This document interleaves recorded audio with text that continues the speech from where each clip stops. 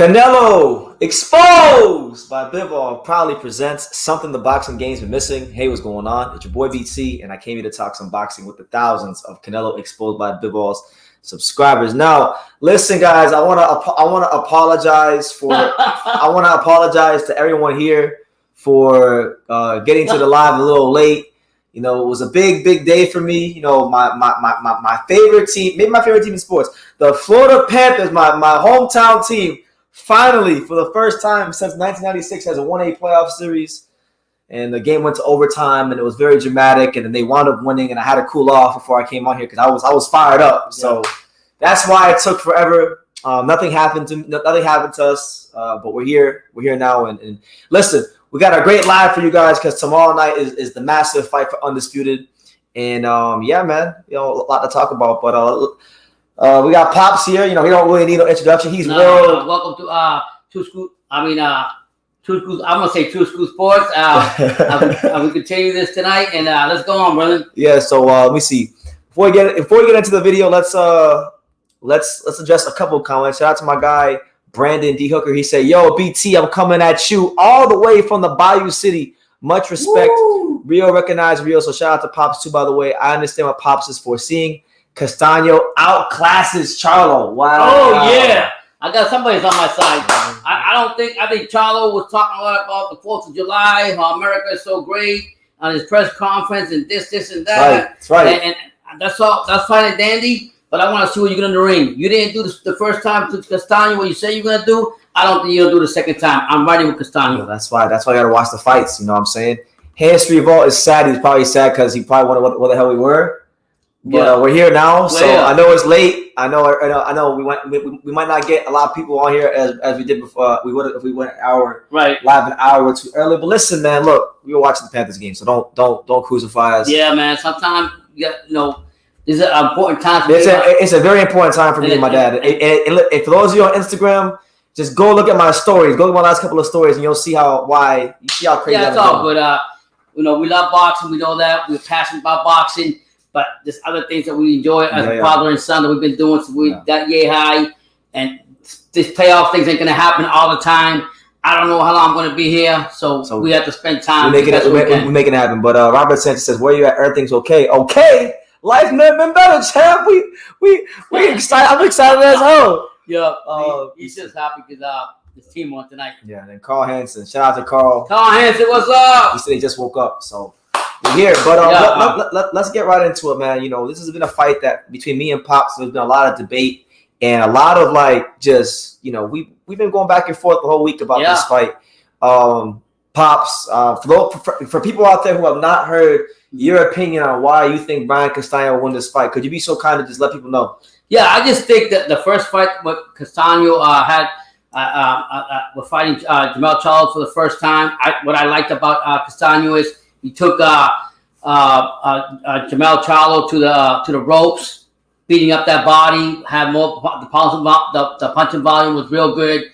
I like what he did. I like. I'm not gonna say he was punking Jermell Charlo, but I'm definitely gonna say that I think he surprised and overwhelmed Jermell Charlo to the point that we all know who really won the fight and ended up being just a draw. Was it a draw? Was it a draw? So for me, I say that. But that being said, I also know that Jermell Charlo is a dangerous fighter when he comes back on rematches. We know what he's done before to his prior opponent that he fought, Tony Harrison, and that. But I just think the volume punching by Castano, the way he's talking about, hey, I got to take care of all kinds of shit, and I'm gonna say it again. If Charlo didn't do it the first time, he ain't doing the motherfucking second time. Okay. So that's what it is. So come on, I'm gonna tell Pops the real deal. I'm gonna tell Pops the real deal because he living in La La Land, fantasy land. He thinks because Charlo got riled up that's a negative against him. I tell Pops this guy gets riled up over everything. He gets riled up over his shirts and pants not matching at the fashion store. So he's just a passionate individual.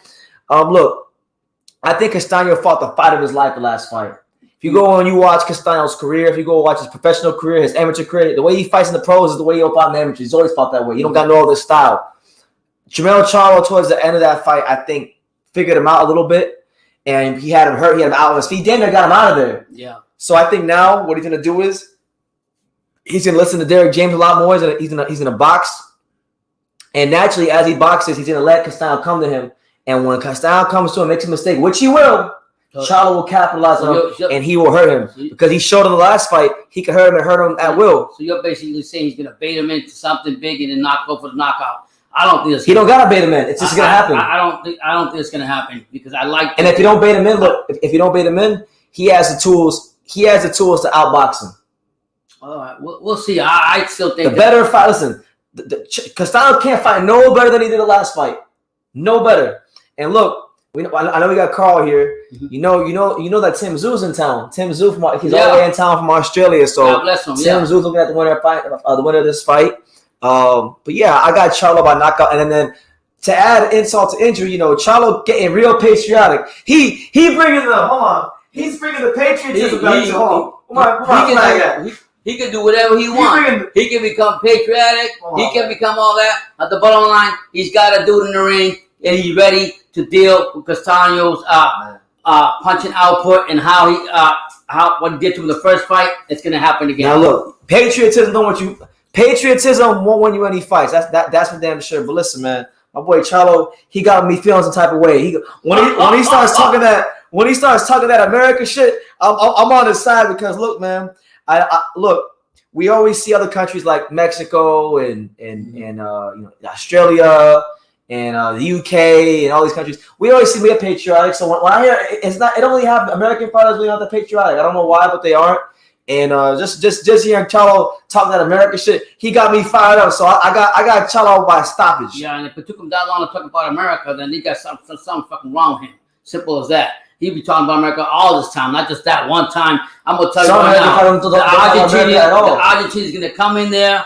He's gonna sing his blues. He's gonna sing his Argentinian. You're not American. You're not patriotic. As Argentinian emblem and everything, and he's gonna show the Charlo that you're good and everything. You did good. You didn't beat me the first time. You're definitely not gonna beat me the second time. I'm gonna tell the real reason why Pops is picking Castano because it always comes back to what Pops. But I like the Charlo. No, hold on. It always comes back to what style of boxing Pops likes, and what style does Castano fight?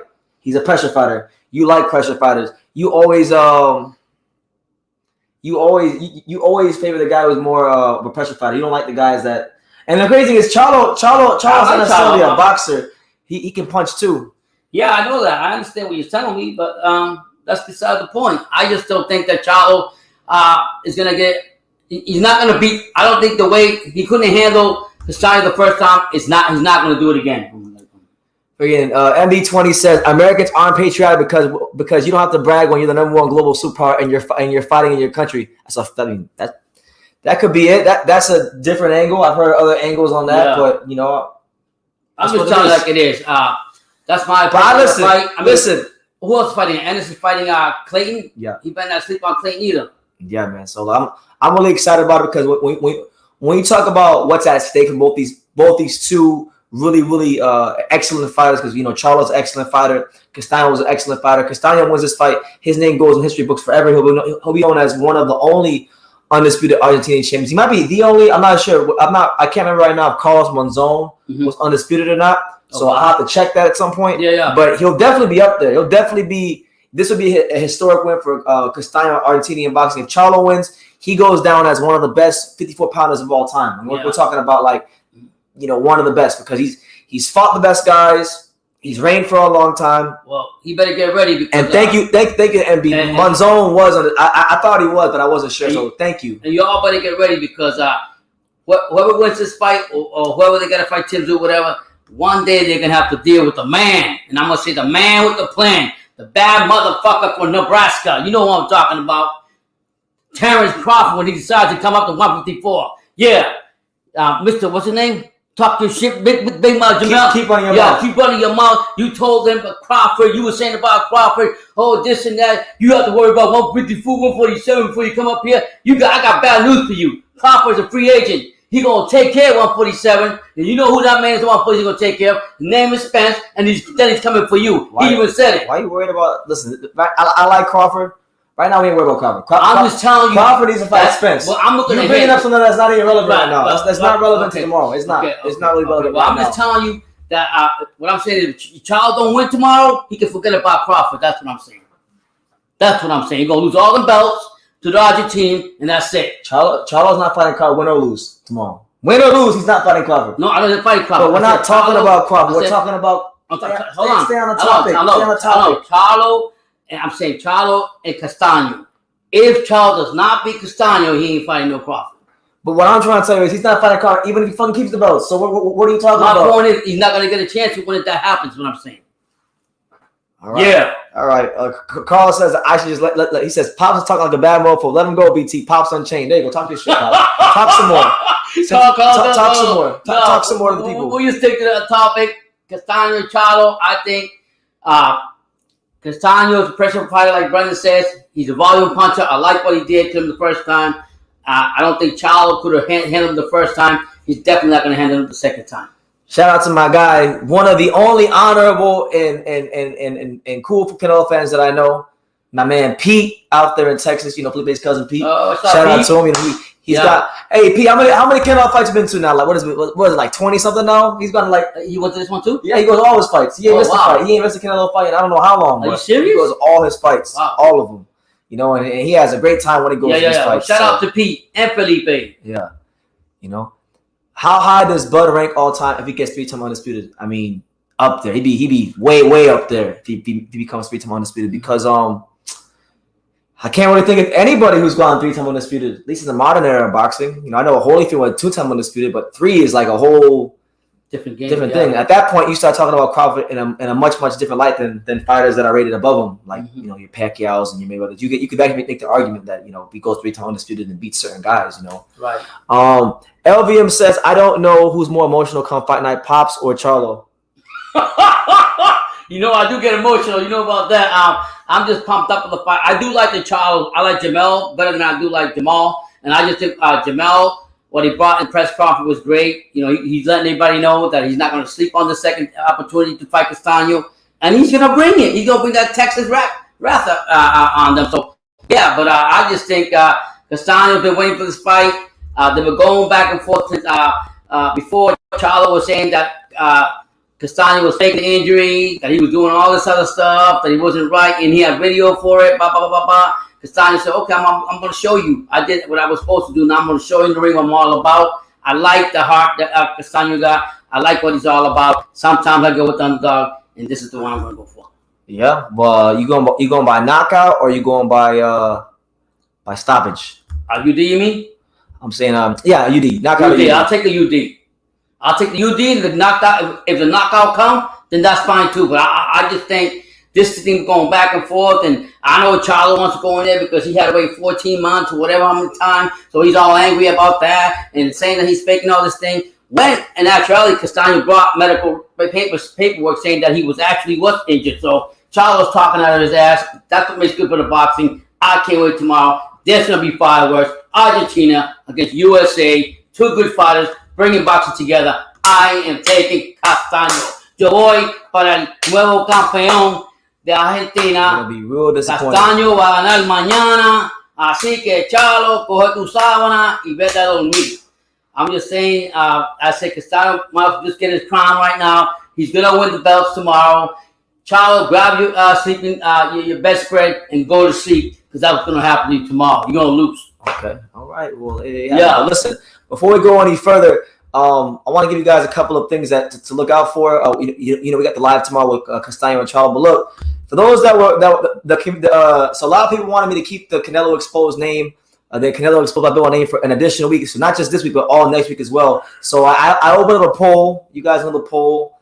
It's getting really close. You know, you guys have till the end of this week. So you know, right now we got almost 700 votes. 51% want to keep the name. 49% want to get rid of it for the next week. So you know, you can let your voice be known. If we lose this poll starting Monday, we will go back to being True School Sports. But yeah, man, go vote on the poll. And then also, Chance brought it up. You know, he said that when he gets paid, he's gonna buy some of that new Canelo Exposed merch. Now, if you guys don't know what he's talking about.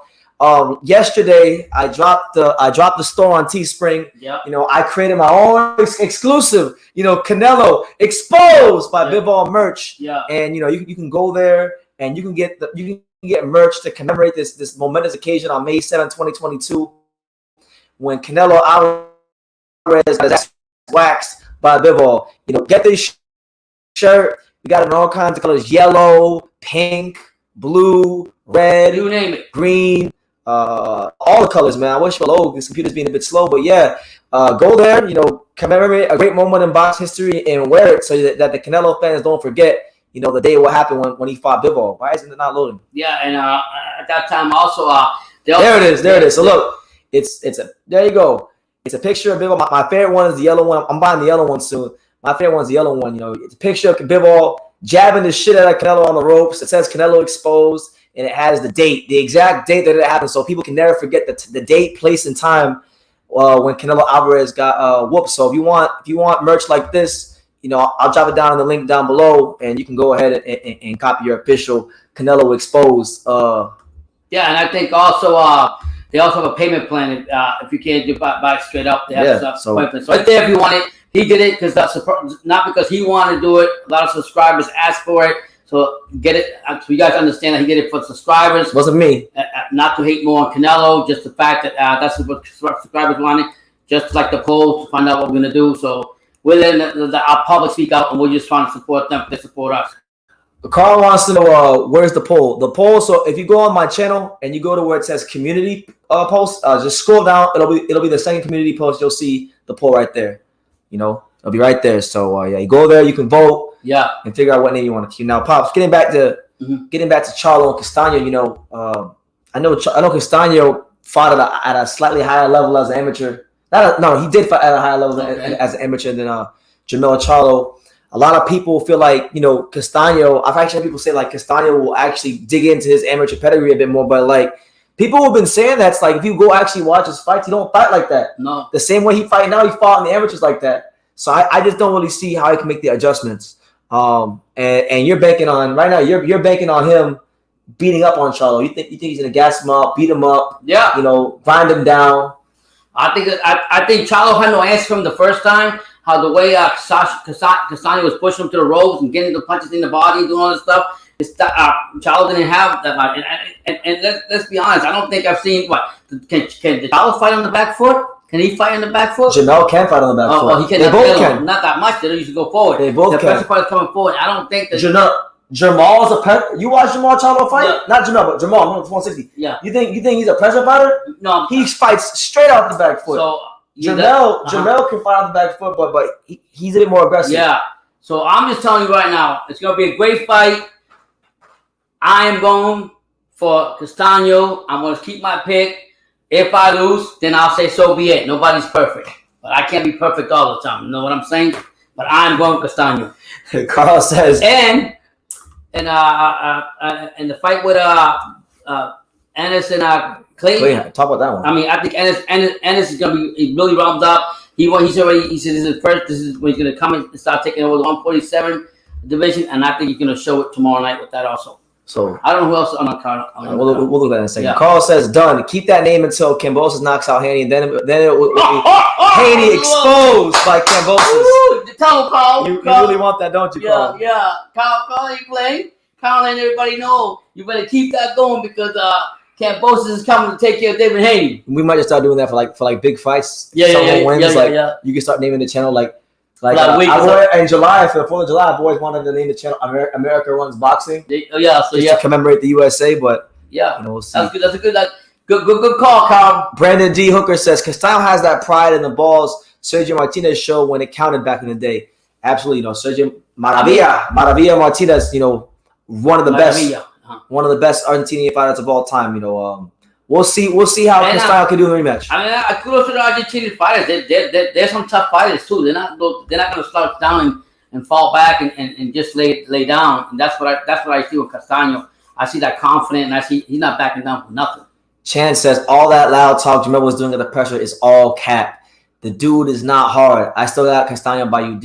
I'm going with Jermell. Keep there running. You go. I love you, Chance, but keep running your mouth. I'm going with Charlo. I just think Castano can't fight no better than he did the first fight. It's unfortunate because I thought he won. I'm not gonna say even though I went for Charlo, I thought Castano won that fight 116-112. Right. But this ain't the first fight. Jermell's been in the ring with him, and he figured him out towards the end of that fight. And I'm predicting a stoppage within the first 8 rounds. Man, you out of your mind, man. You better go. You got to watch the first fight, and I know that's in the past, like they were saying in the press conference. Like Charlo was saying that's in the past, but it's not in the past because you didn't do shit to win that, to get that fight and dominate this guy. So how can you come out now and say that you're gonna do the same thing to him when you couldn't even do it in the first fight? I don't think so. Did you forget that he heard him have? And let's get it right. When he was fighting Harrison was winning most of those rounds with him. Harrison just started to let loose and start to dance and do all this stuff, and took his eyes off the prize, and that's why Harrison lost that fight. So you're saying Harrison was outboxing him, and then he got knocked out in the later rounds? Yeah, because he lost. That's the story of his career. Yeah. He did it against freaking Hurd. He did it against fucking Charlo. He did it against Willie Nelson. That's what Tony Harrison does in big fights. He outboxes people when he gets knocked out. Right. Out of the fight. What I'm saying is, you can't use that old speaking point. What I can use it because I can say, okay, the same way that Harrison came in there and Charlo took him. Charlo needs to understand that Castano is not no Charlo, no Harrison, and all due respect to Harrison because I like him from Detroit. All I'm saying is, he can't come in there and think he's going to knock out this guy. He's going to get tired out. He is. And I'm telling you right now, he's going to come out there swinging, being crazy, trying to get that big one punch that he thinks he's going to get, and ain't going to happen against Castano. 8 rounds or less tomorrow. That's how I was going. But what do they have? Who else going? A lot of them are picking Castano. I'm going with the American. You go with the American? I'm going with the American. Yeah. I think, and I'm not saying, I just think all Derek James fighters, they're all pressure fighters. They all come forward. They're not all pressure fighters. You're wrong. What? You don't know what you're talking about. You don't. Not a damn thing. How are Derek James fighters? Yes, the pressure fighters that come forward. Look at Spence. Spence can't fight off his back foot. He hasn't had a fight off his back foot. Okay. Name me a fighter. But I'm just trying to name me a fighter. I don't even like Spence like that. Name me a fighter who made him have to fight off his back foot. You don't know what he has. I'm just telling you right now. He will. Spence was a USA Olympian. He did it. Okay, he was a USA Olympian, which means if he was a USA Olympian, odds are he knows how to fight with his back foot. Nobody's had to make him fight with his back foot. Okay, so Crawford will. Yeah, but I'm saying that Castano will push Charlo, push up to the limit, and we'll see what Charlo can do. Charlo's just banking on his power. That's all Charlo's banking on. The knockout on his power. And he's making a big mistake. If we see he's going to go in there with Castano, and he's going to go in there and think about that knockout. Why is that a mistake because you have amnesia, you have such memories. Why is it a mistake when in the back when you jump out of plane so much? When in the back half of the fight, fucking Castano was out on his feet, barely surviving. You only remember the rounds you want to remember. Okay, like I say again, I'm telling you again. It's a fact. Robert is saying the right thing. Charlo's gonna avenge the loss that we had in the 2004 Olympics when Argentina beat the USA. That's right. That's right. Better like that one. Yeah. I'm gonna favorite that comment. Yeah. He's avenging that loss. Yeah. Well, we'll see what happens. I mean, I just feel what I feel, and I like Charlo too. Don't get it twisted, but I gotta support Castano. All right. So what I also wanted to talk about, Pops, as it pertains to this fight is the 2 top contenders in this division who are both signed with PBC. You got Sebastian Vendora. You got Tim Tszyu. Now Tim Tszyu looks like he'll probably be the main one to get a fight first. Well, he just got surgery on both of his hands. Okay, well maybe not him, but he's mandatory. So if his surgery heals up in time, at a good rate, he should probably get the fight for whoever wins this fight next. Right. Which one of these fighters, stylistically, do you think would be a more favorable matchup for Tim Tszyu? Which one? These come right now. Of the fight tomorrow between Charlo and Castano, who do you think would be better for Tim Tszyu's style? Oh shit! Which fighter do you think gives him the better chance to win? I mean, Tim Tszyu did all right in the last fight. I think. And that question goes to you guys too. He could have done better, and I'll be honest with that. But I'm still going to ride with Castano. Wait, so you're saying I'm still riding with Castano? I don't think you answered my question. What? You asked me if between Charlo and Castano, who's a better match for Tim Tszyu? Who would he have a better chance to beat? Is it Castano? Who Tim Tszyu? Yeah. Maybe. I think it's Castano. Maybe. I think he got a better chance. Probably, maybe. I'm not saying. I'm not going to say no, but I just feel that the way Castano fights. I mean, I've only seen Tim Tszyu fight the other day. I didn't get to see his last fights when he fought before. I'm not saying he's not talented. I do like Tim Tszyu, but I think he didn't do what I wanted him to do in the ring. I wanted him to take over and beat his opponent more and do more. Well, I think he needs more work. And I'm not saying that about any of the other fighters, but I think Castano. I'm going to rap Castano. So Castano is the easier fight for Tim Tszyu? You're not understanding my question. No. You're not understanding my question. Yeah, who is the more beatable fighter for Tim Tszyu? Who is it? I'm going to say this one and that one. I'm going to have to say, I don't know. I'll leave it alone. I think Charlo is the easiest. What about Fundora?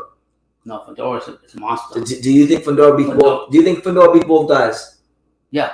You think so? You think Fundora will beat Charlo and Castano? Fundora's showing it. Fundora is showing it right now. You can't say he hasn't.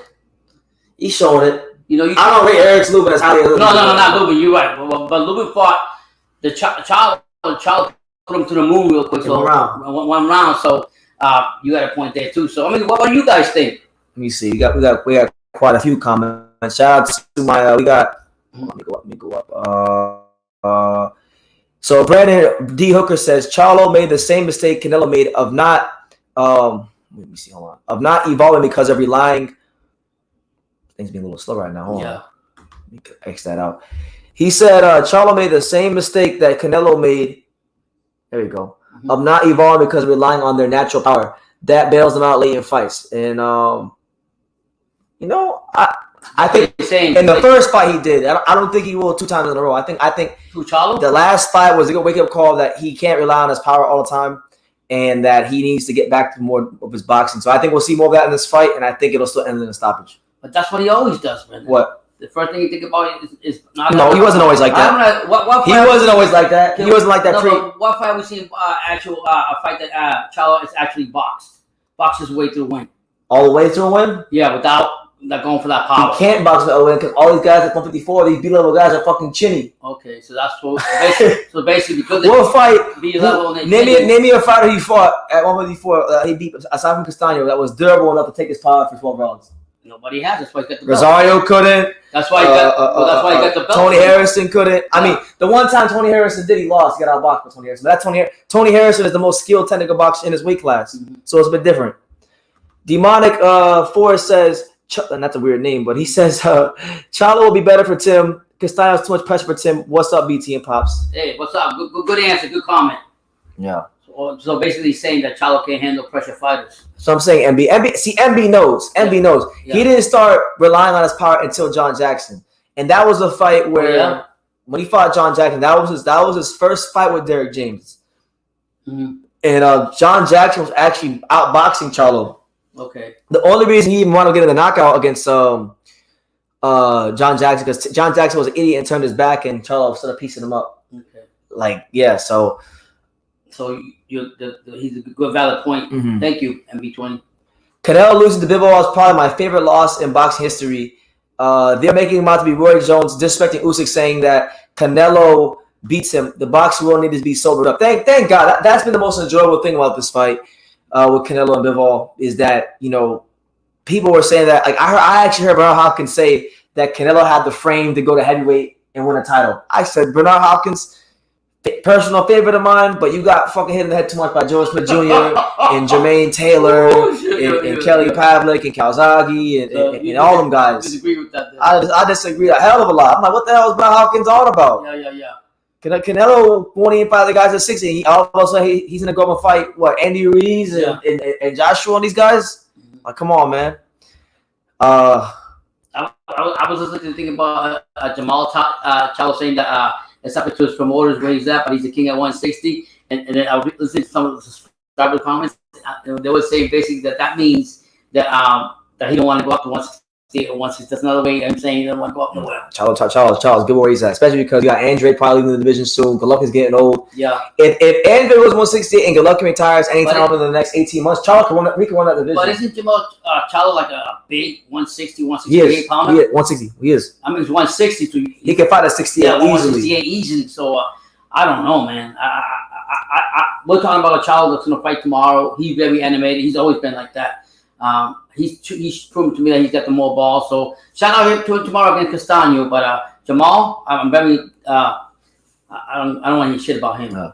Rico Ranch says Charlo caught that Wilder fever, fell in love with the power, and he can't do that tomorrow. No, he can't. And I think Derek James, who's one of the best trainers in boxing, is going to come with a good game plan tomorrow. They're gonna do a lot of boxing early on, and then I see somewhere towards the middle rounds or like the 8th or 9th round, the rounds before the championship rounds, I see Castano getting hurt badly and folding. But keep in mind, while he's trying to figure out Castano's gonna be leveling him up with all the fucking punch fouls that he throws at him and pushing him back to the ropes like he did. Not happening. Not this fight. It's gonna be a whole different Jermell. Whole different Jermell. You don't think that one thing Jermell is not going to do that? He's going to use a punch ball and push him back. He will try. He'll tire his ass. He will try, and he will try valiantly, but he will fail miserably. He can't fight no better than he did the first fight. I'm trying to tell everyone. Right, but keep in mind he tired him out. His best wasn't good enough. Okay. No, it was good enough. Yeah. No, I get what you're saying. It's not his fault. I mean, it's not his fault. He should have won the first fight, but I'm just saying like. So you're basically saying when Charlo comes in tomorrow, there is not going to be no kind of nothing. He's going to go in there and right off the bat, when that bell rings, he's going to go and fuck this guy up. I don't know off the bat, but by round 5 or 6, you're going to see a noticeable separation in class tomorrow.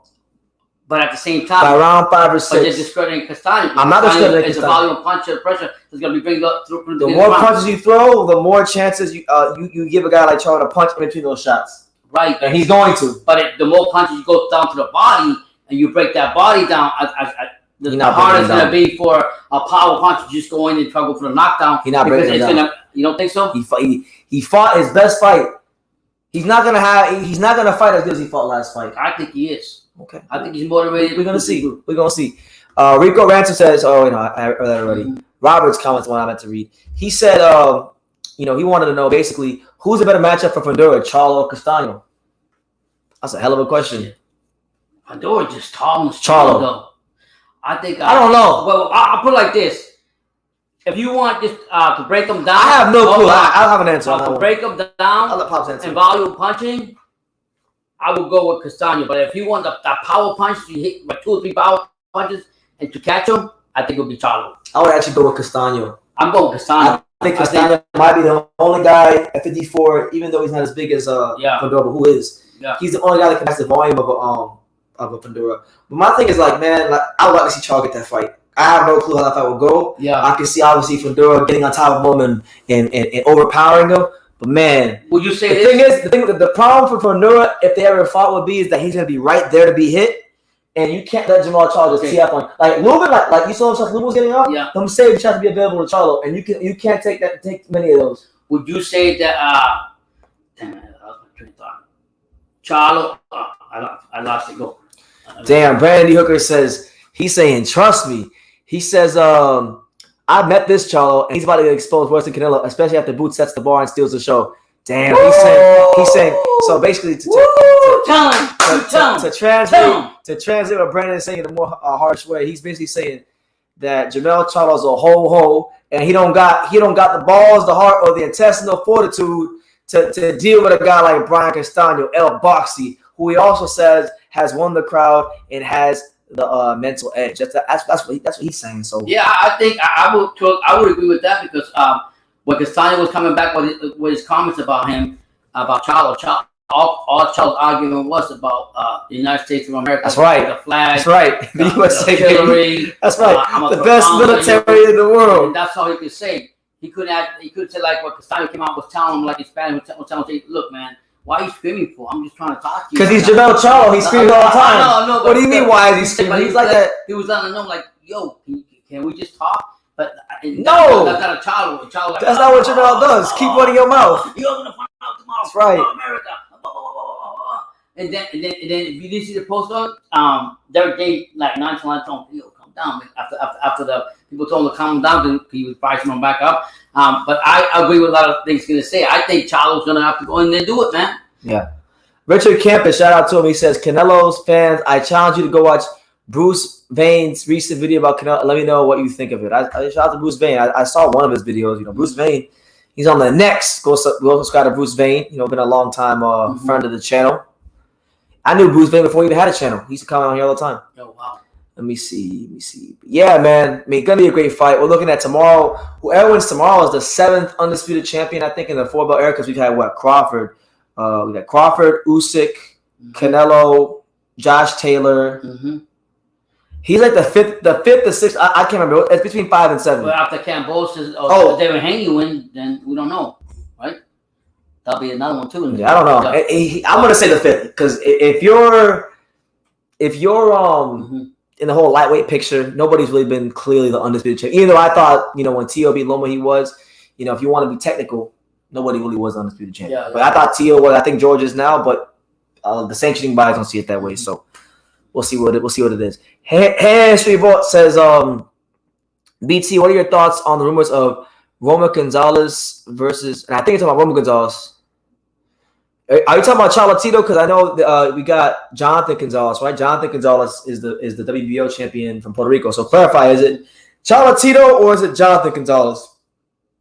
If it's Charlatito versus Paul Butler, I'll be honest, I don't really have much of an opinion on that because I haven't watched enough Paul Butler to have an opinion. But if Roma Gonzalez is trying to go up to 118 and get a 5th belt, listen, that'd be great because then I could come on here and use it as a reason. But then you say like he's too old to go more than 150. Oh yeah, it is Charlatito. Yeah. Hey, if they're gonna make that fight, Paul Butler, look, I don't know a ton about Paul Butler. You can correct me if I'm wrong, but from what I believe, I hear he's a good technical boxer. I've also heard that he's a bit, you don't really punch that hard compared to a lot of the other guys at 118. So if that's the case, it sounds like a nice calculated risk for Charlatito. He's fighting a guy who he guess is bigger than him, but not a guy that would punch like a Casemiro or someone like that. And you know what? That would be big for him. There hasn't been a whole lot of 5-division champions in the history of boxing. I mean, the only 5-division champions in the history of the sport are Floyd Mayweather, Tommy Hearns, I think maybe Sugar Ray, De La Hoya, and I think that's about it. Let me see. I might be missing 1 or 2. So if I miss any, let me know. But like that would put him in rarefied air. At that point, if you want to do a little pound lesson, look, for me, I came to the conclusion where I'm like, yo, fuck pound. But if you want to really get to that point where you want to talk about who's pound number 1, Charlatito being a 5-division champion would definitely put him in that rarefied air. We saw Canelo Alvarez, he struggled in his 4th weight class, and he didn't get a chance to fight in his 5th weight class. So if Charlatito can go up there and do that, and Manny Pacquiao, of course, South African Manny Pacquiao. So Manny, Floyd, Tommy Hearns, Sugar Ray Leonard, De La Hoya, and that's about it. He beat on like the 6th 5-division champion ever. Hey, and Carl, unfortunately, I have not yet, but it's on my list. I'm gonna get it done. You'll get it done. Don't worry. I'm gonna get it done. Yo, I just want to say, I broke my note. Berlanga better stay the fuck away from Morel. Oh yeah, so Pops. Last night, Pops watched a couple of David Morrell Jr. fights. I had him watch the Almontes Fox fight and the Mario Caceres fight. And after about a minute and a half of the first round he watched, he said, "Berlanga better stay away from this guy." Yeah, I gotta stay away, man. This guy's a monster. What did you think about Morrell? What's your impressions of him? Man, the way he throws rib deaders right off the bat, and he's going for the kill.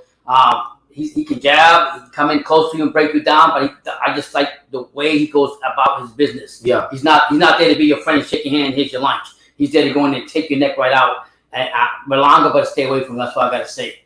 Aggressive. I want that fight, but I don't think it's gonna happen for a while. Wow. By that time, morale's gonna go up. So apparently they're saying I'm starting to get a lot of glitching.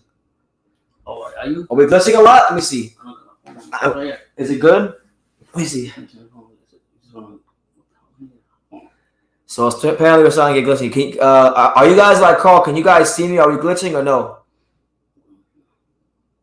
Let us know in the comments down below. We here, man.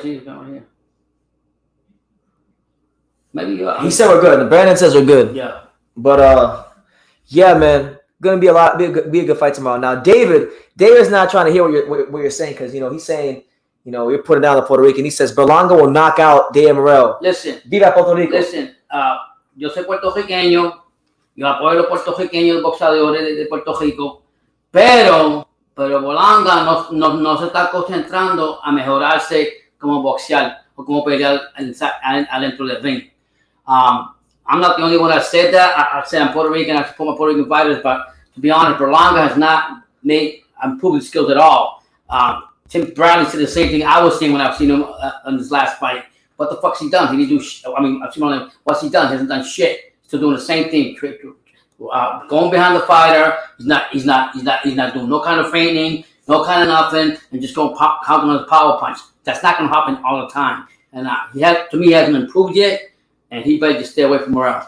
But he's got time to improve. Yeah, and I'm not saying that he can't be there. He just gonna have to get away from New York, mother limelight. He has. He's training in Vegas. Well, he better stay his ass in Vegas. If that don't work out, change your whole team around because you're not learning shit from them, and figure out what you need to learn. I'm gonna tell you this. Let me ask you a question, Pops. You know he's headlining the Garden on the Puerto Rican Day Parade against Romero Angulo. You know what should be headlining that? Xander, I know it's Xander, but yeah. But what would your reaction be if Berlanga lost to Romero Angulo on the Puerto Rican Day Parade? Well, he got what he deserved because he's not doing his homework. Or his trainer's not doing his homework. They're not teaching him anything. Is at some point, Pops, do you ever get to the point where you can say it's the fighter, not the trainers and everything else? Because I can say it's a fighter. I can say it's a fighter, but then he's got to look at when is he going to learn? He's got to look at himself and say in the mirror and say, listen, I have to do these changes. I'm not getting better at my craft. Eventually, I'm going to get exposed even more and look more better. Listen, he's got time to tweak some things, but sometimes Pops, like, fighters just are who they are. No matter how badly you want them to be this great fighter, they are what they are. Once you bake a cake, it's a fucking cake.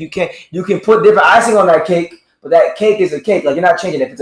If it's a chocolate cake or an Oreo cake, you can dress up the top with nice little accessories, but the middle, the core of it remains the same. You know what I'm saying? So Berlanga's not there yet, but he's getting awfully close. So hopefully he has a good showing. Like I say, I'm not the only one saying it. Tim Bradley came out and said the same thing. Like through the fight, he was saying the same thing. What's he done different? Not a damn thing. Oh, not a damn. And they were saying, oh yeah.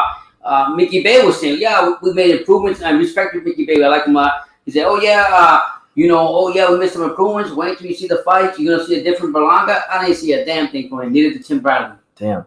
I want to get back to this thing, man. I want to get back to this comment about Paul Butler versus Charlo at 118 for the WBO title. Look, man, it just hit me now. Yo, if Charlo become fighter as a champion, I don't want to hear nothing from nobody. Yeah, nothing. He's the best fighter. Who's he fighting? Paul Butler, who just beat Jonas Sultan, who was a very, very good contender. Look, Paul Butler, I'm not going to see him act like he's this killer, but this is the same Charlo who years ago when he fought at flyweight got knocked up, no, not flyweight, 115. He got knocked the fuck out of his Runga side, and everybody wrote him off, said he was going to be a nobody, his career was done. They talked about him like he was washed up. They didn't think he would even be a champion at 115. Now we're talking about him fighting at 118 to make him a 5-division champion. Are you serious? Yeah, that would be nothing short of special. I love that fight. Make that shit happen. What weight class did you fight? It's 118. Yeah. Brandon Dioker says, let me see. Are there any gyms over here in Houston that have trainers with Olympic connections or knowledge? Please and thank you. I know I met this one guy recently. He trains have you ever heard of the Grady twins or the Grandy twins? It's like the three little boys, the three little black kids that went viral on Instagram and Facebook a couple years ago because they had all the pad work and the mitt work, and the one kid was like 5 years old, but he had the wisdom of like a 50-year-old trainer, and they were doing a little pad work in the street. Well, I met a guy who knows the trainer of them at the gym in Houston, so that's all I know. Now, this guy right here, he says, Andrade is a hype job. Andrade sucks. He beat Eurobumps. Andrade is something Canelo hasn't been in a very long time, and that's undefeated. You're talking about Canelo Alvarez. That motherfucker has 4 blemishes on his resume, 2 draws. This man fought a trilogy with a 5-17 journeyman when he was a young man. Don't want to hear about that guy. And for you to even insinuate something as foolish as Canelo having a better resume than Charlo, it just shows you don't know shit about boxing. So I've acknowledged those 2 comments. You're not gonna get no more acknowledgement from me, champ. But God bless you. Yeah. Watch the show. Thank you for being here. Yeah. But you want to hear that? Yeah, man. But look, Pops, I want to talk more about that co-main event tomorrow. A lot of people in boxing are buzzing about Jaron Boots Ennis and the career he's had for himself so far. Mm-hmm. He's shown very, very, very flashy skills. He looks like he has the makings of the next great Philadelphia fighter. Okay. How do you feel? I think people can't sleep on Clayton. Clayton is, I think it was an Olympian. Canadian Olympian. Yeah, it was a Canadian Olympian. People, as I was reading throughout social media, was saying that he was like, they say he's kind of trashing. It's like he's trashed. Who? Clayton? Yeah, I forgot. I wouldn't say he's trash. I wouldn't say he's great, but he's definitely a good ranked opponent. So it's like an average. He's a good fight for this stage of Boots' career. Yeah. Although I will say, look, I like Boots, and I know it's hard getting people to fight him, but man, you're approaching like the 30 fight mark. You know, it might be tough, but I like to see him, you know, step up even more in class. Yeah, I think he will eventually. I think Boots been saying that he wants the big fight, so it's time for 147 to come up and step up and challenge himself against Boots. And that's not saying that he's going to win the fight tomorrow, because we don't know what can happen in boxing, but we know he is the favorite. He's the most talented, supposedly the most skillful. I think the guy that I really want to see, I don't even know if it ever happened against Virgil Ortiz against him. And we haven't seen or heard of Virgil Ortiz. I don't know what's going to work. God bless him, whatever he's doing. And people even said that a lot of people have been saying that even if that fight happens, that Boots is too talented and too skilled, he will splatter Virgil Ortiz. I don't know. They both are extremely flawed, and they both need some work. But yeah, I want to address one of the OGs of the YouTube boxing community. Make sure you guys go subscribe to Sean Newton, Boxing with Sean. He says, when is Andrade going to fight a champion? He will fight a champion, Sean, when one of the champions finds the courage to fight him. You know? Hey, I like to fight a champion just as much as you would and everybody else who asked me the same question, but it hasn't happened yet. I was reading one of the comments, too, not here, but one of the comments was saying that they said that Andre ducked Johnny Beck. What his name is? Johnny Beck. They said, oh, no, he said, Boo Andre ducked. Okay, people say, look. I've been covering. I've been covering Johnny Beck on this channel since like early 2019 when he was 6-0. You can even check the prospect review video on it. But I like Johnny Beck. I've been wanting Johnny Beck to get a big fight. My problem I have people is they never gave a fuck about Johnny Beck at all. I make videos and I mention. I'm serious. I make videos or I be live and I mention, hey, Johnny Beck this, Johnny Beck that. Nobody would even comment. Right. The minute he decided that he wanted to go to 68 because there was nothing at 160, even if he beats Johnny Beck, even if he beats Johnny Beck, there's nothing there. Like it's the weakest weight class, arguably, in boxing right now. Period. So he goes 68, or he tries to go to 68. He got an injury, or whatever, to fight Parker to win this bullshit interim belt, so he can position himself to try to fight a big name. People got a problem with it. If he would have fought Johnny Beck and he beats Johnny Beck, they say Johnny Beck is nobody because he only has 11 fights or whatever it is. So it's a no-win situation. All he can do is when he gets the fights, whatever the hell is in front of him, just win. That's all he can do. I want to see this kid, but he's with Thriller. I want to see one of those, how good them Vargas kids are. I don't know. Thriller, to me, they don't impress me anyways. They're going to get paid for them, but that's probably why they went that way. And I think they only have, they haven't even had 5 professional fights yet, right? More or less. Well, the best one, the best Vargas brother out of all of them, they say. I don't really know because I haven't seen them spar or fight myself, so I don't know. But everybody that's seen all of them fight, they always say, even the brothers say themselves, that the youngest, Emiliano Vargas, is the best one. Right. So we'll see. So we'll see when his career starts how it works out. But and then is it tomorrow? I want to get this comment. Okay. Sean said, this fight makes sense. Boots is the IBF mandatory, then the big name. Exactly. He fights Clayton, who's highly ranked fighter. He beats him. Hopefully smooth sailing for him. I'll open the door. If he beats him, then if let's say if there's any sort of hesitancy from Spence, if for lack of a better term, if Spence and Carter pussyfoot around and don't make no fight happen, and Boots wins this fight, Boots can become mandatory, and he can come to the back door, and maybe he gets the Spence fight. And then Spence is faced with the decision, okay, do I fight Boots or do I vacate this belt? Now, luckily for Spence, whenever the IBF makes him the mandatory, he'll have within about a year or so to defend the belt. So he'll wait it out. They're not going to rush to fight Boots because there's not enough money in it right now, and the kid is really good. Yeah. But he'll be in that position, which he needs to be in that position because it's hard it's hard for him to get those fights. He's very good and he's a southpaw. So you don't think besides fighting Spencer Crawford, how about fighting one time? Would that be possible or no? Yeah, but one time. I think he said I didn't watch the interview, but I could have swore I saw a video on Fight Hype of Ennis saying that Thurman will be next, which would be a great fight for him. Thurman is a big name in the welterweight division.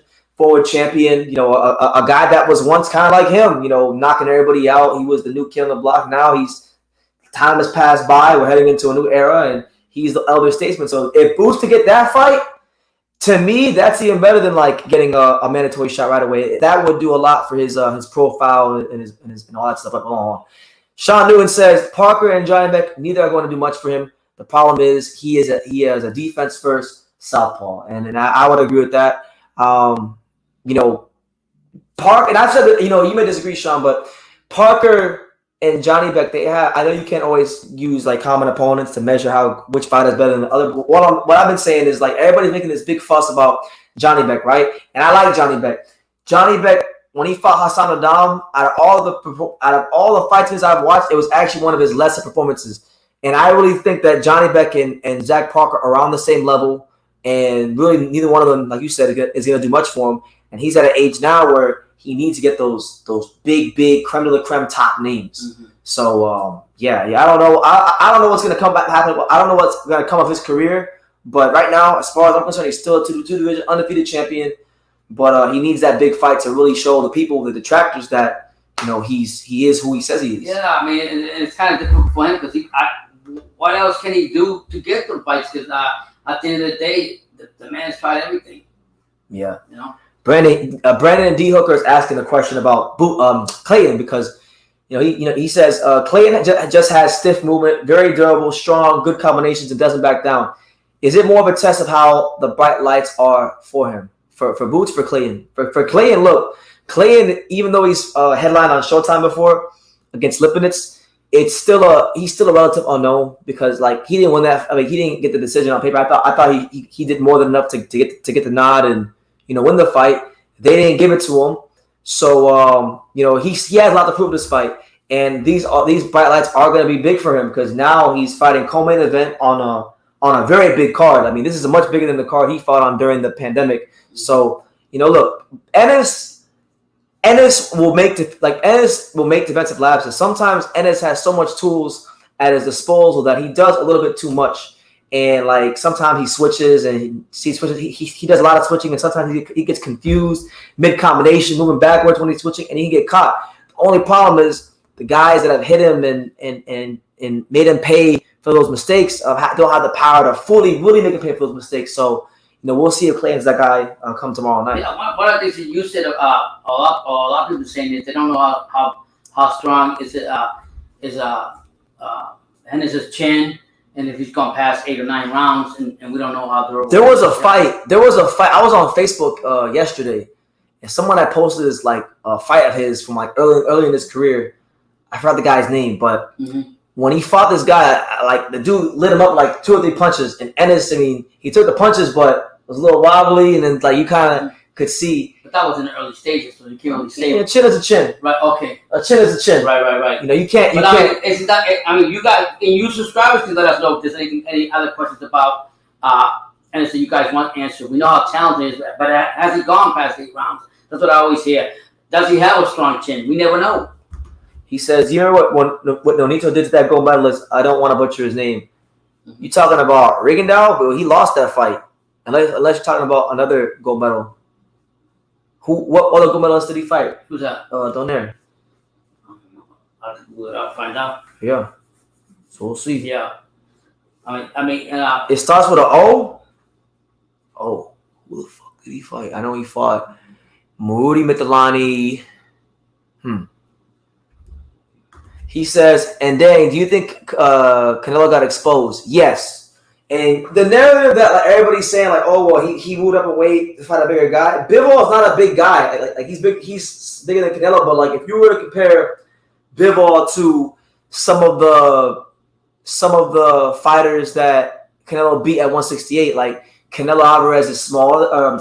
Bivol is smaller than Callum Smith, shorter reach than Callum Smith. He's also the same. Ubali, there you go. I forgot about that fight. Ubali. I was looking for it now. Yeah. Huh? Ubali, good. Yeah, bro. That was a recent fight too. He beat the shit out of him. Yeah. Ubali was a durable, strong guy. I didn't really like. Don't get me wrong. He was champion. I believe he was undefeated, but I never really rated Ubali because I saw him fight one time against the Monster Inoue's brother, and I saw a lot of a lot of flaws. I always thought like if he stepped up in competition to fight a guy who could punch a little bit, he'd lose, and that's what happened. But it's a good one nonetheless. I don't take nothing away from doing there. You say that you're a fan of the Sweet Science. What's your opinion of Rigondeaux? I like Rigondeaux. Rigondeaux, I don't know, man. Like, he was on the wrong side of some politics. It's unfortunate he couldn't get the fights against like Frampton and was it Quigg and all those guys, because I think he would have won all those fights. He's kind of like, in a way, in his own right, been treated like kind of like of an android of the lower weight divisions, because Carl Frampton actually kind of did the Canelo before Canelo. He called Rigondeaux a boring fighter, that he wants to be in exciting fights, and he said, Rigondeaux is a good fighter, but fighting him won't help me pay my bills and things like this. Like, these are the kind of things that Frampton said. So he didn't want no smoke. But I always thought, Rigondeaux was good.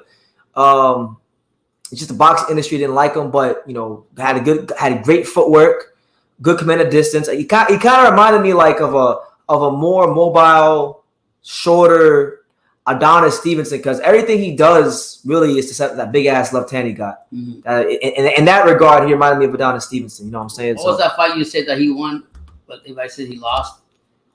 Casemiro?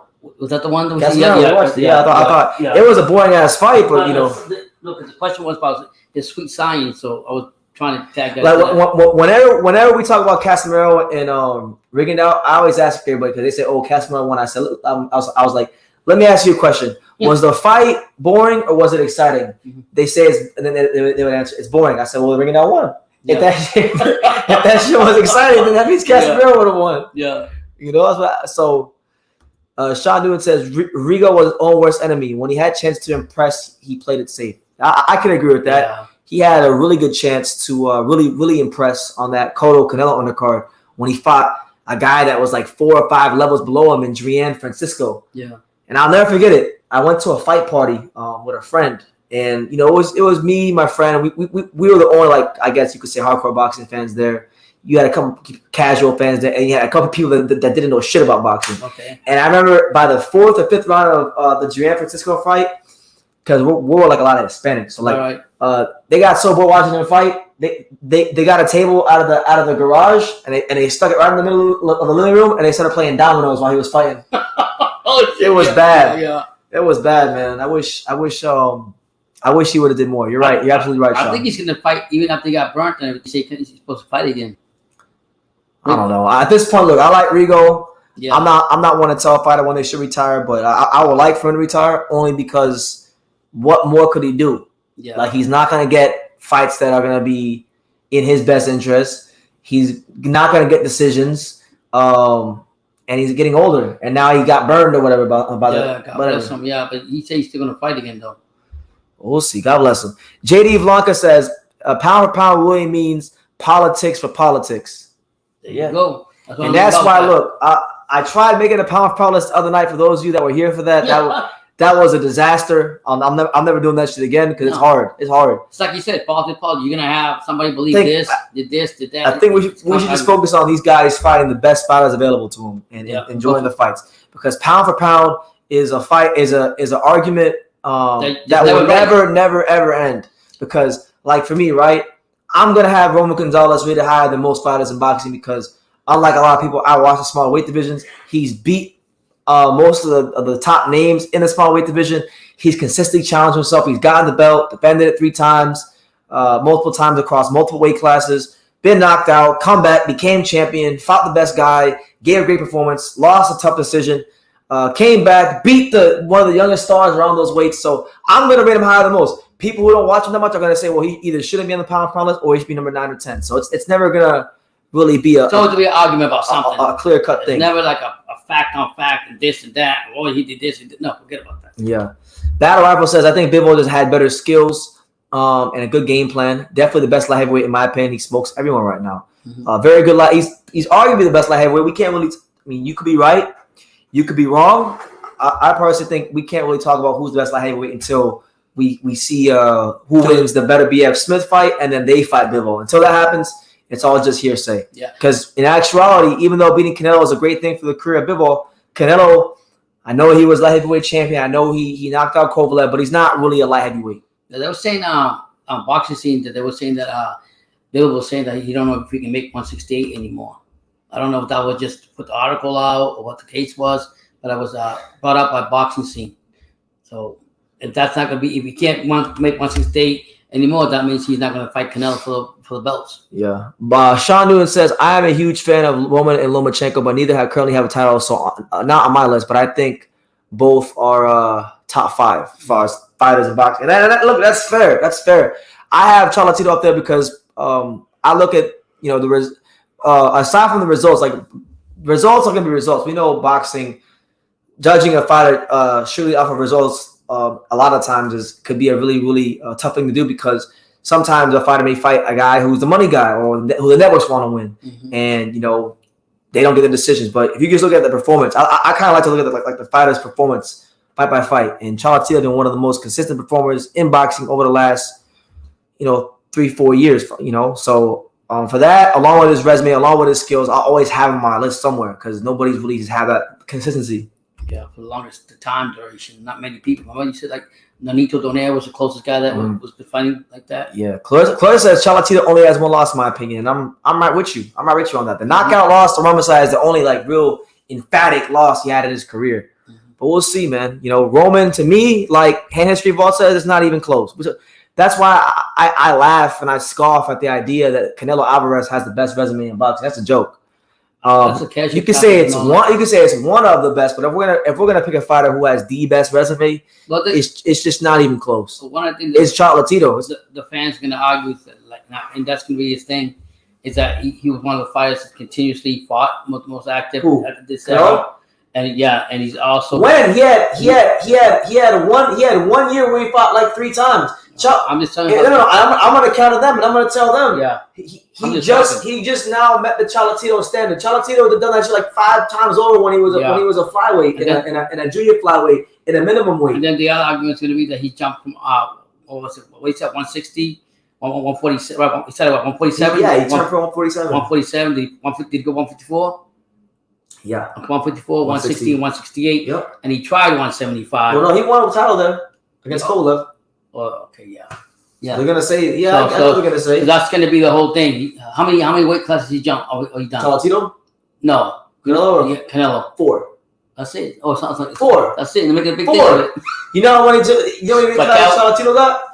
4. Yeah. And if Paul Butler, if he takes the Paul Butler fight and wins, you know how many that is? It's 5. Yeah. He'll be one of the only was it 6 fighters in boxing with 5 fighters champions. So it's just, but then I know what they're gonna say. They're gonna say, well, it's easy for Charlatito because in the small weight classes, like for example, when you move weight classes 3 pounds, you know how hard it is for people that are that fucking small to put on 3 pounds. It's hard. Yeah, people don't understand. It's very, very difficult. I mean, it's more 3 pounds for 3 pounds for Charlatito is more of his body mass than for like Canelo or anybody that's like at one of those other weight classes. So I mean, I'm gonna be there. But if it's only been like you said, 3 or 4 weeks, that ain't a lot for people. And I'm really with Sean. I'm really with Sean on this. Roman should have no losses because if you score the Romacai fight correctly the first time, right? As I've said many times, if you score it correctly the first time, there wouldn't be no rematch. He wouldn't have gotten knocked out. That's right. He moves to 47-0, and then with his quality, you will be led to believe that he's going to continue to win. Right. So it's crazy, and a lot of it. That's what boxing is so crazy. The judges and everything. You look at what happened with Bivol. The judges had Bivol had Canelo up the first 4 rounds. Get the hell out. And that's why I hope tomorrow. Tomorrow I'm going for Charlo, but I hope if Castano does like he did last time and does more than enough to get the nod, then I hope we get great scoring. We get fair scoring for the judges because man, I don't know if you guys have seen it, but I would highly encourage everybody here to go check out Teddy Atlas's video that he made on his podcast about. It was called The Anatomy of a Fixed Fight. And he was basically explaining that based on, from what he said, based on his experience being in the business all these decades, right? Looking at the Canelo Bivol scorecard, he said they try to fix that fight. Wow. Because the way he explained it was like, because if you notice, all the judges agreed, right? Right. And he was saying that the reason that all the judges agreed on the scorecards was that normally boxing fans, if all the judges agree, boxing fans aren't gonna take a second look and say, wait, why did they all agree? So they gave Canelo all the first 4 rounds, right? Yeah, right? That's crazy, right? But then they had to give Bivol a couple of rounds, right, to make it look like it was close, right? That Canelo wasn't outright blowing him out, right.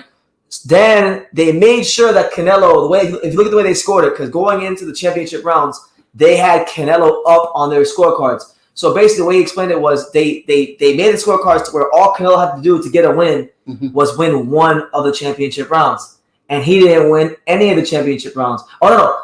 All he would have needed to do at the worst to win the fight was get a draw. To get a draw was to win a round of the championship rounds. He couldn't even win a round in the championship round. So even with the fix and all that fix, he still lost. That's crazy, man. That's why. And my son was telling me that he said, "Dad, he's got to win the." This is what I'm trying to tell you. He's got to win the last round. I was telling him, if you guys are here live, you guys know. I was telling him that I was like, man, he cannot take his foot off the gas here. Otherwise, he's getting a draw at worst. It's like that saying where they say you got to knock Canelo out to get a draw, or you got to win 12 rounds to get a draw. It's damn near true. You saw it. Yeah, and the funny, I only get Canelo 2 rounds. And the funny part, Canelo in the post press conference was so delusional, say he won that fight. Yeah, and that's because the media blew him up to be that way. The judges put it that way. And I'll be honest, I think De La Hoya would have probably paid off half the Golden Boy, would paid off half the judges. That's what De La Hoya came out and said that was a big mistake for Eddie Hearns to have Canelo go fight Bivol. He said it on Boxing Scene. Yeah, I saw the interview. Yeah. Orfilio González, saludos desde Córdoba, Argentina. Que Dios te bendiga. Argentina va a ganar mañana. Yo voy para Castano. Voy con él. Él va a ganar mañana. There you go. What's up, fellas from Utah? I got Castano tomorrow. Tomorrow will be a great fight. Look, man, respect to you. I got Charlo. Mr. Keep running your mouth. I think he gets back to basics this fight with Derek James, and he catches Charlo in the middle rounds or the later rounds before the championship rounds. I think Charlo's going to really cement his place in history as one of the greatest 154 pounders to ever touch a pair of boxing gloves tomorrow night. Tomorrow it's going to be Castano beating Charlo. You see, my man Brett Weary says, "Keep doing your thing, bro. As always, we'll continue to keep pushing forward."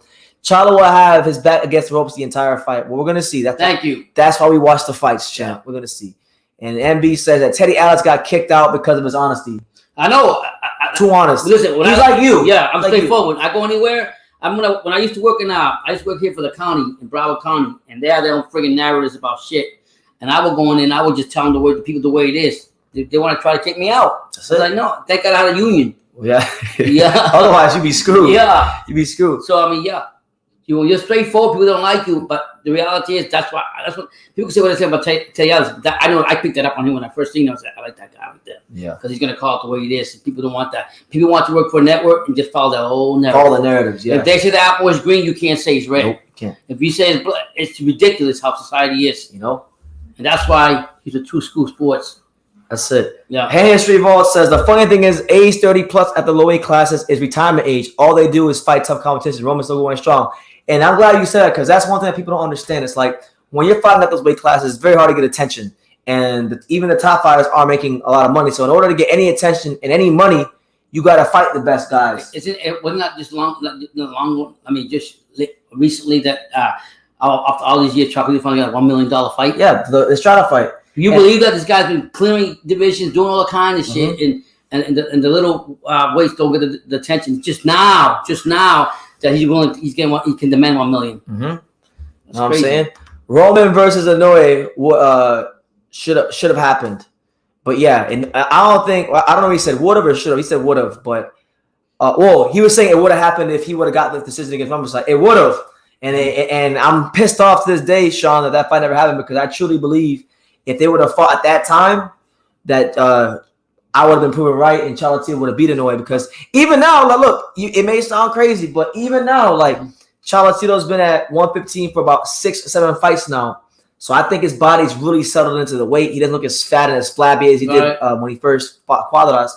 I think now, like if they were to fight, I mean, obviously it'd be a much more difficult ask for Charlo, but I would still think he has what it takes to beat Inoue at this juncture in time. Yeah, and I think at one time before even Charlo fought Roman, you said that Inoue jumped up and ran away. Everybody always forgets that.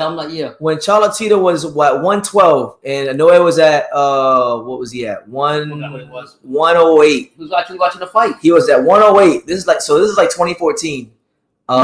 When Honore was at 108, he actually went. When he actually moved up 2 weight classes to purposely avoid Charlo. He moved from 108 to 115 while Charlo was at 112. I was like, what? And he was actually one of Charlito's fight, watching the fight. I was like, and that's when I was telling my son, that fight's gonna happen. He completely skipped the 112. Man. He completely skipped the flyweight division and wanted no smoke. Then when he got to 115, you know, he didn't fight Charlatito. He didn't fight Estrada. He didn't fight Rambasai. No Kazuto Ioka, who I think, he was at 112. He was probably at 112 at the time. But yeah, he didn't fight none of the top guys that people wanted to see him fight. So I like the monster. He's done some great things in his career, but that to me will always be the biggest question mark. Could he have beat prime Charlatito? Yep. We can find out if they're both in the ESPC game. I know Charlatito's in the ESPC. I don't know about Noya. Yeah, man. So the other guy that I want to see fight, that you told me Holyfield's son's fighting? Evander Holyfield's son's fighting on the Triller undercard. Yeah, that's another. He's 9-0 right now. I had somebody tell me, one of the boxing writers that I'm cool with, Damon Gonzalez, who's been covering boxing for years. He says that the next big fight in boxing, and it's going to be at 154 3 years from now. Yeah, it's going to be Xander Zayas versus Evan Holyfield, and that was like.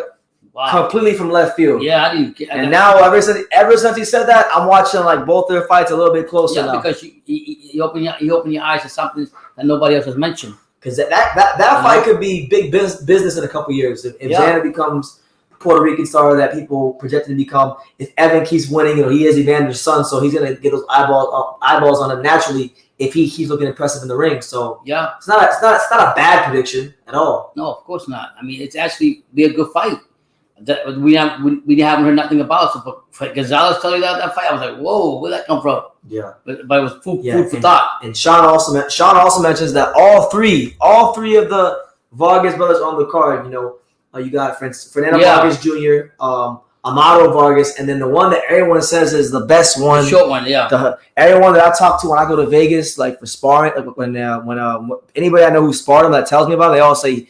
Best defensive fighter, the fastest guy, the next star. Like I have not heard anybody say to me yet about Emiliano Vargas that he's not as good as advertised or that he's overrated. So I'm very excited about what I'm going to see in his pro debut. Yeah, we'll see. I mean, and last night we'll see Eric Tudor fight. I like Eric Tudor. Yeah. That possibly was going to be good. Yeah, Eric Tudor, South Florida's very own. Fought on the Golden Boy show last night. Looked pretty damn good. So. A lot of things going on in boxing. Charlo Castano is going to be a hell of a fight. One for the ages. Were you tired? Yeah, well, go ahead. Are you sure? Yeah. Okay. But tomorrow could be one for the ages. Vargas and not Vargas. Castano and Charlo. I think it's going to be a good fight either way you look at it. It's gonna. I think it was pretty good. The numbers did good last time. But going to do good again. But they're fighting in California this time, so. We'll see what happens with that. I wanted to see some other news. So, speaking of Charlo and Castano, Castano has to pay 12% of his purse in sanctioning fees, and Charlo is paying 11% of his purse in sanctioning fees. So, those of you who are interested in how much do fighters pay, take the purse and then divide it by 11 or 12, and you'll get a good sense.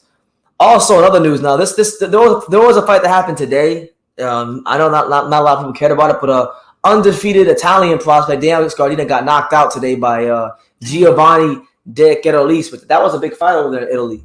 Wow. Scardina sparred with Andrade and who else he sparred with? He sparred Andrade and Rosario and a couple guys. He trained down here, so wow, that's what it is.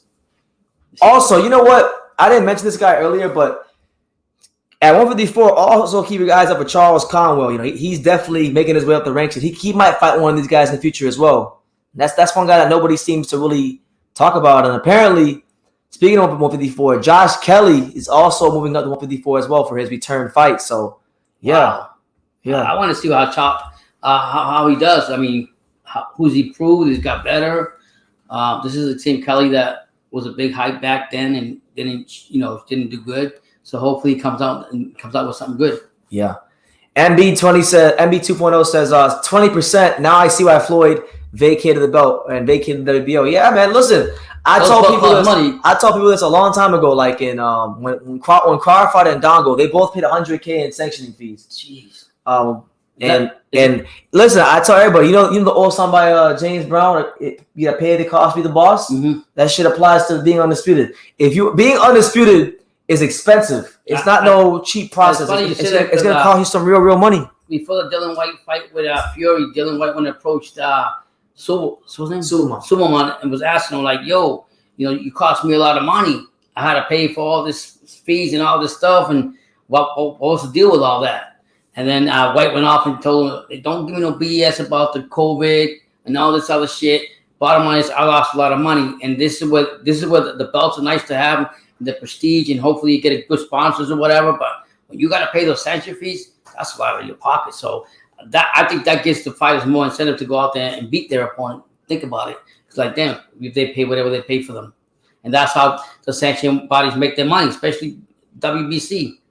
Come on, all these damn belts."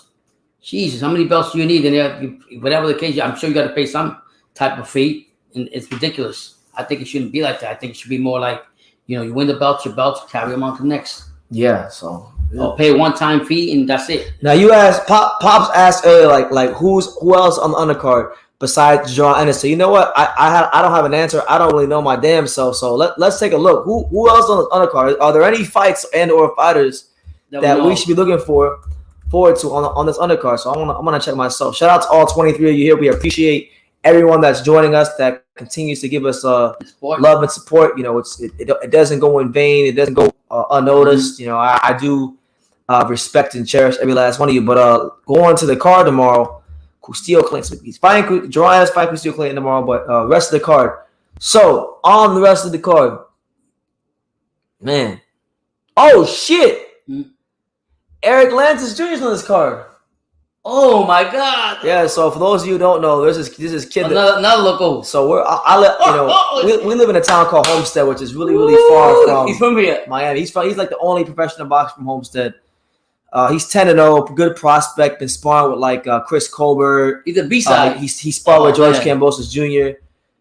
This is him right here. Hey, whoa, did you know that? I saw him post something on Instagram earlier. Yeah, wow, fighting someone. So. I'm hoping he wins, man. Oh, we won't be able to see that, right? Because it's undercard, right? I'm gonna find out to watch that one. Oh my God, we got to see that. So shout out, Florida, stand up. Homestead, shout out. Wow, that's my guy right there. One of my only friends in boxing, as far as like, you're not supposed to have fighters that are friends, but he's my friend. I like Eric. Yeah, we talk a lot. You guys talk a lot. You guys covered his pro debut. Yeah, we go a long way, but okay. So hopefully we can get that fight.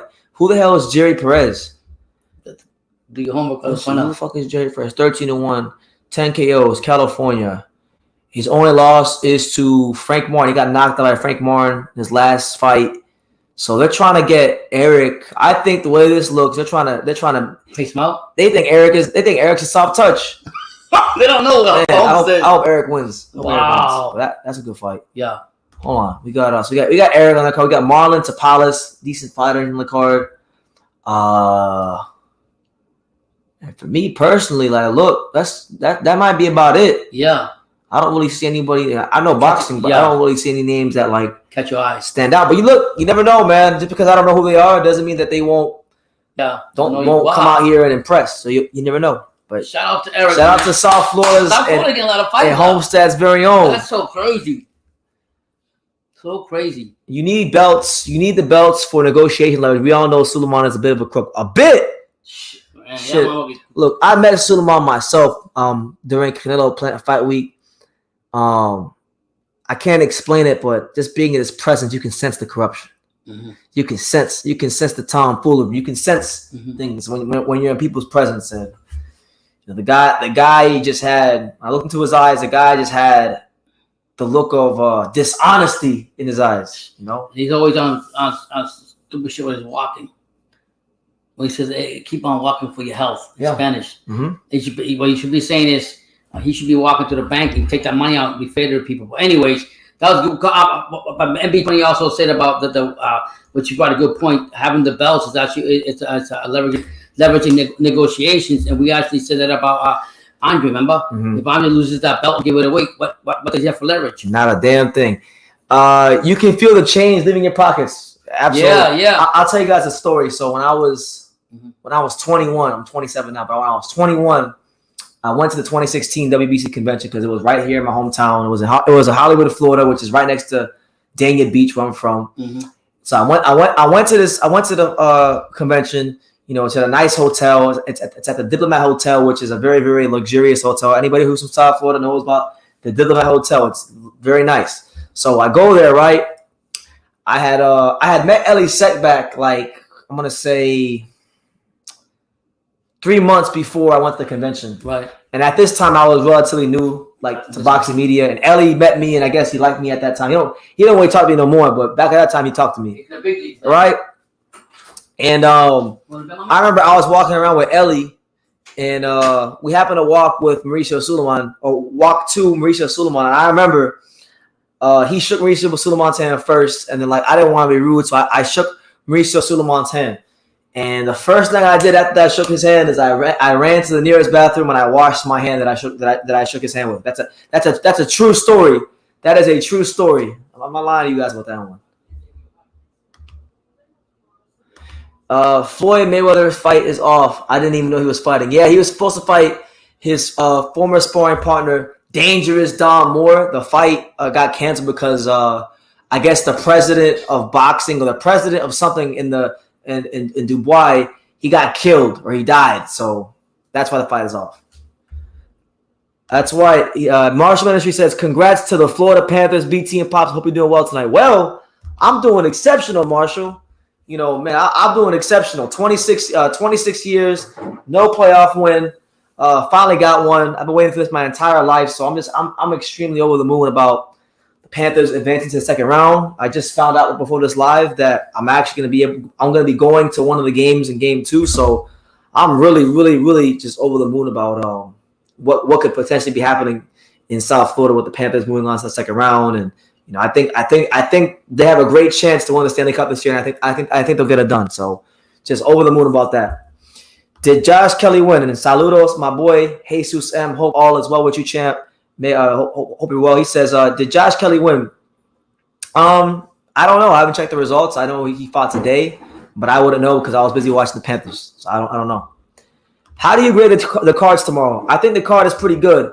I don't know how much of the card they're gonna put on TV.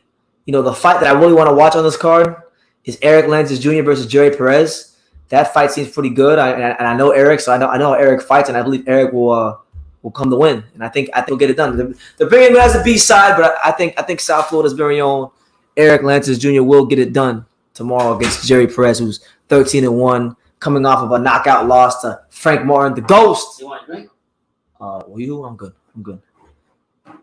But overall, I would say if you want me to give you a grade, I'm gonna say I give the cards tomorrow a B+. There's a lot of fights on tomorrow, right? No, the Showtime card. Triller, I'm giving that a C+. I'm giving it a C+. I'm only giving it a C+ because I think that Kubrat Pulev fight against Jerry Forrest is going to be really good. You know, Jerry Forrest has been on the wrong side of a couple decisions, and I think he's due for a big win. I don't know how much Pulev has left in the tank, so this could be the signature win for Jerry Forrest tomorrow. But listen, guys, I'm gonna tell you guys this. Look, if you really like the channel and you like what we got going on, look. You can support the channel. You know, I don't know if you guys can see that or not. I don't know how good that looks on the screen, but you know, a lot of people ask me like, BT, what's your Cash App? What's your PayPal? Well, look, there it is. You know, if you got Cash App, you can Cash App me at Just a Kid from Dania. If you got Venmo, it's at Just a Kid from Dania. If you got PayPal, it's True School Sports 2012 at gmail.com. So we appreciate all the love and support. If you want to continue to show love and support aside from the super chats, because you guys know that YouTube takes part of the super chats, this is the next best way to do that. So direct payment. If anybody wants to do that, let me know in the comments. I'll put this back up. I'll just let you guys know about that, because I do get that question a lot. How can we support the channel? How can we make sure we support the cause and everything you got going on on Canelo Exposed by Bivol and True School Sports? So there it is. One thing you should do is get a glove and put it, raffle it up, and have people give money to that. Whoever gives it money for like a couple months, a couple weeks, and you got some signed gloves. Give them away. I got one. Okay. Well, he's not gonna have a warehouse of gloves. I got one. We have to go get some more of the plate. Yeah. Anyway, Jesus M says BT Canelo is doing what Belango is doing going for only power shots. Was he doing that? Yeah, he was doing that. And he's been doing that in most of his fights. But like I've been telling everybody, Canelo Alvarez is literally the same fighter from when he fought Floyd. And people think I'm saying that just to hate. The minute he fought a guy that could feint and had a good right hand that could box, he lost. Yeah. He lost. We saw when he fought Plant, he had some struggles in that fight. When he fought Lara, he had some struggles in that fight. I thought he beat Lara. He's been doing get outboxed for years, and anybody who wasn't biased or overly drinking the Canelo Kool-Aid could see that from 50 miles away. I think he just got, in my opinion, I have to say one thing about it though. He's one of the hardest. I will say about Canelo, he's one of the hardest fighters that train in the gym. You see it all the time. So respect to him. But I think he just got too complacent with the media and the judges and everything. And he just assumed that he was just going to go into the fight and just the fight was going to be given to him like he said about this fight with Bivol. He thought he won that fight. I don't know how, but yeah. So you can't be complacent and believe in the media. The media, it's a two-edged sword. They're going to go for you. They're going to go against you. It doesn't matter. At the end of the day, it should be a lonely world. You by yourself. And that's just the bottom line, no matter how you look at it. But, you know.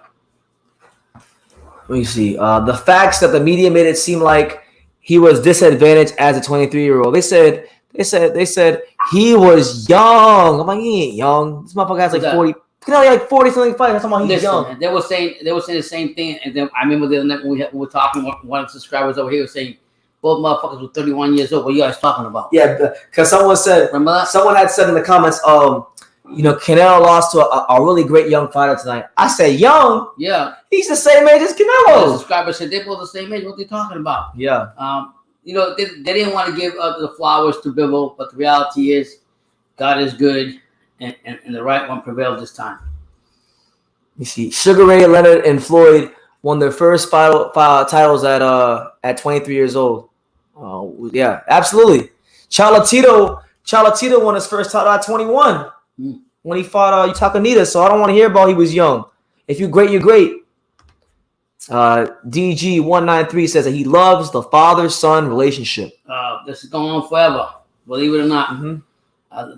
You gotta enjoy it, man. Life is too short, and if you guys got gripes and anger at your parents or your father or your mother, get away from that. Don't get me wrong, my son's not easy. We go back and forth sometimes, but we have respect. Yeah. Being young is a good thing. Being young in boxing is a good thing. Like it got so bad that they try to make it sound like young was a handicap. Like, get the fuck out of here. My Canelo voice, get the fuck out of here. Like, yeah. And one thing, I don't want to harsh this back and forth, but this is how I say Canelo contradicts himself. He says that this certain fighter is a horrible fighter, but yet he won't fight the horrible fighter to prove that he is a horrible fighter. So, and then when I seen how Bivol move, and Bivol has his own style movement, when he fights his other fighter that I'm talking about, which is Andre, I don't think it'd be this. He'll still lose to him, and I always said that. But anyways, I don't want to talk about water down the drain. Wish Canelo the best. Yeah. Whichever route he goes. Yeah. But whichever route it goes is not going to be easy. Robert Sanchez says Bam Rodriguez is 22. He is 22, and I'll tell you this. Hey Robert, I don't know if you're going to San Antonio for that fight, but I'm letting you know right now. Nothing's official yet, but that fight's a couple months away, and that's actually a fight that I really want to go to. So if you wind up going out there. I'm not gonna say that I'm going out there yet because my tickets aren't booked, nothing like that. But there's a pretty high chance I'm going to Bam Rodriguez versus Rungvisai because I like that fight a lot. I'm a big fan of that weight class, and I love San Antonio. So you gotta put respect in Bam Rodriguez's name. He's actually doing things that some other fighters don't want to do. Is jump up and take the big fights or go up 2 weight class and take the big fights just like that. He did it once, and now he's taking on the guys that probably can hit just like Manny Pacquiao and kill Carlos with one punch. Yeah. They say he's heavy. He's heavy. Yeah. So we'll find out. And respect to Bam. And you had interviewed him. You really liked him a lot. It's down to earth. Yeah. So that's good to see. It all depends. I think it's on the Hearns. I don't know how Hearns going to manage his career. Yeah. Mm-hmm. You see. Oh man, Robert said, I already got my tickets, bro. I'll see you there. So yeah, I'll definitely if I do wind up making it to San Antonio, which when is that fight? Is that June or July? Because I know it's sometime away. Bam versus Oh no. I know it's a good fight. It'll be after the Panthers win the Stanley Cup. For sure. But yeah, man, that's the fight. If Homicide knocks his tune-up out quick, Rodriguez might pull a shoulder injury stunt. Wait, is Homicide taking a little tune-up fight? Nah, I didn't even know that. I don't think Robert says it's June 25th. Okay. Oh, perfect. Perfect. Because there's someone significant's birthday after that. I'm not going to say on live, but someone. Yeah. Someone's birthday the day after that. So I might see her there. Yeah. I might see her there. She's doing commentary. Yeah. But she's getting her bag. Yeah. Yeah. Yeah, it's June 25th. So I'm gonna go to that fight. Because June's a busy month of boxing. June, you're gonna have Kambosos. You're gonna have Kambosos Haney on the 4th. Cherry Bryan versus Dubois on the 11th. I'll be at that fight. That's right up the street. Yeah. June 18th, I think, is the fight on June 18th. I can't remember right now. It is? Yeah, I don't remember who's on June 18th. I hear Pops yawning. You tired? Yeah, I'm tired. Yeah. All right, so look. Medication. So look, Pops is tired. He gotta take his medication. Yeah. I'm gonna get up on out of here. We're gonna cut this one a little short tonight because we got a long one tomorrow and we're both tired. But listen, we appreciate you guys for coming on to True School Sports and interacting with us. Should be a really, really good fight tomorrow with Charlo and Castano. We'll be live for it, and we'll try to also keep an eye on Kovalev and Emiliano Vargas and the Triller card tomorrow. So just stay tuned. A lot of videos will be pumped out from now until the end of tomorrow. So definitely keep supporting. You know, we're growing at a good rate. I'm happy with progress channel's having right now. And this year, there's just so much more great things happening this year. Like I'm excited. What's crazy is he don't know yet when they're gonna start calling to go still the amateur fights. Yeah. So you know, just stay alert with that. And like I always say, our success is your success. There you go. So I'm just a kid from Daniel who loves boxing, and we're going ahead and we're making it do what it do. I'm gonna answer his last comment from Jesus. He says, BT Canelo really not a full 168. He's not. No, he's a smaller guy, but we know how he's getting up there. You know, we know. I hate to sound like a hater, but we know he's on the juice. That's how he's getting up to a lot of these weights. Oh shit! So that's what it is. But, you guys take care. Be safe. God bless. And like I say in every single one of these videos, you can love me or you can hate me, but I'm just a kid from Daniel. So until next time, take care, guys.